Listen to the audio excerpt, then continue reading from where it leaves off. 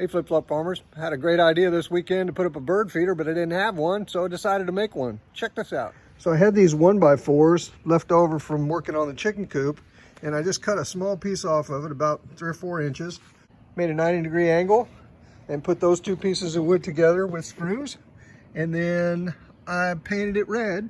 So now that we got this painted, I need to position the bottle that's going to hold the food. And here's how this is going to be set up. The food will go in here in this little bowl. I'll take this wine bottle and turn it upside down. Just drilled a couple of holes and ran some wire from through the top and through the bottom near the neck of the bottle. And now what'll happen is the bird seed will go down and come out the hole in the bottom. There's a gap down here, and fill this up. And now for the finishing touch. This is the most important part. Pay attention. Little spray paint. My wife made an awesome template. Glued it down with little Elmer's adhesive. And that wasn't so smart because look what I did. We can touch that up though.